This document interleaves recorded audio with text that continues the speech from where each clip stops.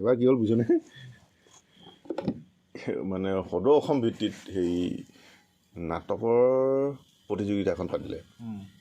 নাটকৰ প্ৰতিযোগিতা পৌৰাণিক নাটক আৰু ঠিক ভাওনা নহয় নাটক ভাওনা তেনেকুৱা ধৰণৰ বিভিন্ন জিলাৰ পৰা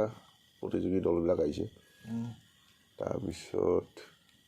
ঠিক 5টামান বজাৰ লগে লগে ষ্টেজত মানুহ ফুল যেতিয়া হ'ল পেণ্ডেলত ষ্টেজ মুকলি কৰিলে গোটেই নাটকবোৰ এখন এখনকৈ মানে সাজু হৈ আছে আৰু তেনেকৈ ঘোষণা কৰি গৈছে কমিটিয়ে ঘোষক এজন ৰাখিছে ধুনীয়া ভাল কথা কয় দেই স্পষ্ট ধুনীয়াকৈ এনাউন্স কৰে তো সেই এনাউন্স মানে কৰি আছে কৰাজনক মানে দায়িত্ব যিজনক দিছে সি ধুনীয়াকৈ বহি লৈছে গোটেই ৰাতি এনাউন্স কৰিব লাগিবতো তাৰ অকণমান দায়িত্ব আছে দায়িত্ব বদমাছে কৰিছে কি সি অকণমান পানী আম কি মানে মনে মনে বটল এটা লৈ আহিছে আৰু কিন্তু সি ঘোষকৰ জেগাত গামোচা চামোচা পিন্ধি ধুনীয়াকৈ বহি আছেতো সি সেইবোৰ বস্তু চুব নোৱাৰে সি কি কৰিছে এই ওচৰে ল'ৰা এটাক সি আগতীয়াকৈ কৈ থৈছে তই যাবি বোলে মই ঘোষণা কৰি থাকিম নে তই মোৰ ওচৰত থাকিবি সি কৈছে কেলৈ দাদা বোলে ল'ৰাটো অকণমান শুনা কেলৈ দাদা বুলি কৈছে আৰু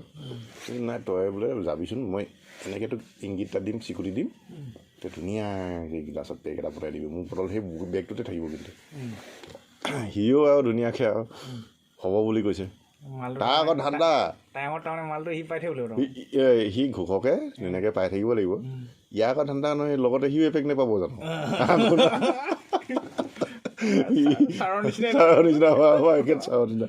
তাৰপিছত এইবাৰ আমি আমন্ত্ৰণ কৰি আনিছোঁ আমুকৰ কৈ আৰু নাটকখন ঘোষণা কৰি দিয়ে এইফালে খুনাই গৈ কিনে লাহেকৈ পেক এটা দিয়ে গোটাই চিঙে আকৌ দেই ষ্টিলৰ গিলাচত তাকো ধুনীয়াকৈ খাই আছে ই অকণমান বদমাছ নহয় আকৌ খুনাই যে ই কি কয় অকণমান ডাঠকৈ দি দিয়ে তাক পেকটো বুজিছেনে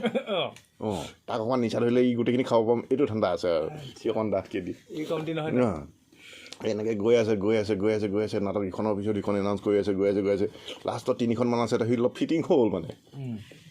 তাৰপিছত কৈছে লাহেকৈ শুনাক সি ক'বলৈ ধৰিলে মানে উপায় নাই যে এইবাৰ তই কিন্তু চাবি মই নোৱাৰিছোঁ বোলে তইহে এনাউন্স কৰিব লাগিব শুনা কৈছে মইনো কেনেকৈ পাৰিম কৈছে আৰু দেই তাৰ ভাষাত তাৰপিছত এনেকৈ কৈ থাকোঁতে লাষ্টত যেতিয়া শেষৰখন নাটক আৰু দ্ৰৌপদী বস্ত্ৰখন সি নোৱাৰিলে ঘূনে থাকিবলৈ একদম পুৰা সি ফুল নিচা আৰু লাহেকৈ মাথাটো পৰিয়ে গ'ল তখন যেনে তেনে কৈছে এইবাৰ তই এনাউন্স কৰ আৰু কি কৈছে মই কেনেকৈ কওঁ তই যেনেকৈ ক আৰু মই নোৱাৰোঁ বুলি মাথাটো পেলাই দিলে তাৰপিছত নাটকখন সি লাহেকৈ কাগজখন চালে এনেই পঢ়াত ভাল আৰু কথাকেইটাহে লাগি থয় কাগজখন চালে দ্ৰৌপদী বস্ত্ৰখন নাটকখন আছে এইখন মই ঘোষণা কৰিব লাগিব সি লাহেকৈ মাইকটো ল'লে মাইকটো লৈ এনাউন্স কৰিছে আৰু দেই শ্ৰদ্ধেয় ৰাইজ এইবাৰ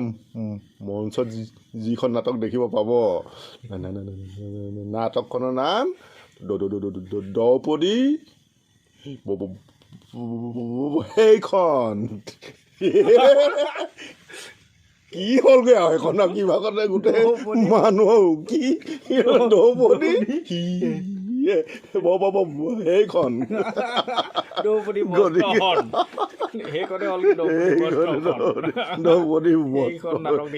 সেইখন মানে